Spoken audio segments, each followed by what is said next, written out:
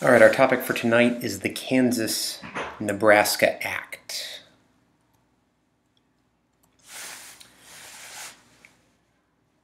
We've already discussed the Missouri Compromise, the Compromise of 1850, and the issue over the spread of slavery. And in 1854, just 4 years after the Compromise of 1850, another conflict over slavery comes up that further divides the North and the South. And it again has to do over the question of will slavery be allowed to expand into the territories.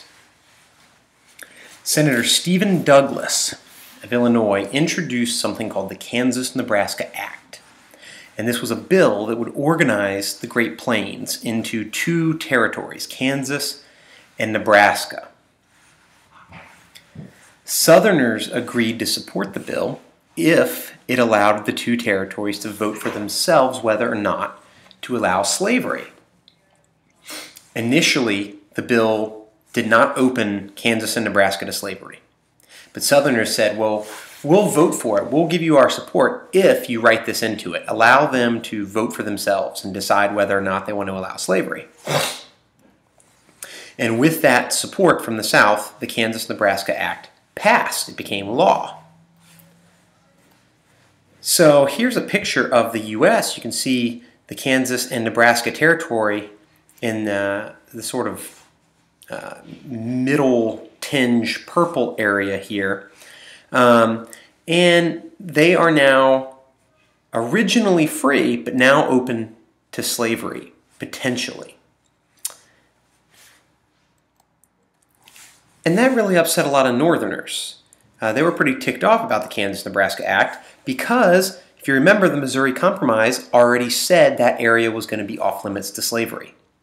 That was above the Missouri Compromise line. And the rule was if it was above the line, it was supposed to be off limits to slavery. So Northerners felt really upset about this. Many of them feared that slavery would continue to spread and that the South would try to continue moving slavery into more and more areas. And so one of the reactions is that a large number of anti-slavery Northerners get together and create a new political party called the Republican Party. And the Republican Party was created partially to take a stand against the Kansas-Nebraska Act, to stand against the expansion of slavery. And so the last topic to talk about with the Kansas-Nebraska Act is a little bit of what happens afterwards. Bleeding Kansas. By the next year, 1855, lots and lots of people are moving into the Kansas territory. A lot of them were just peaceful people looking for opportunity, looking for farmland. But there were also a lot of pro-slavery and anti-slavery protesters who were trying to move there to influence the vote on slavery.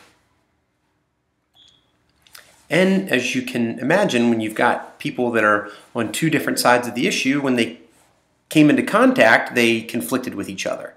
They came into violent contact. So a couple examples. For one, you had something called the Lawrenceville Raid or the Lawrenceville Massacre. Pro-slavery forces basically leveled the town of Lawrence, Kansas, where a bunch of abolitionists were. You also had, in response to that, something called the Pottawatomie Massacre. Anti-slavery forces led by this guy, John Brown, responded to the destruction of Lawrence by attacking the pro-slavery city of Pottawatomie, and they basically slaughtered 5 men in Pottawatomie. And so as this bloodshed continued over the issue of slavery in Kansas, Kansas actually gets the nickname Bleeding Kansas, and it's just one more issue that's stirring up the pot and making things very, very difficult between the North and the South over the issue of slavery.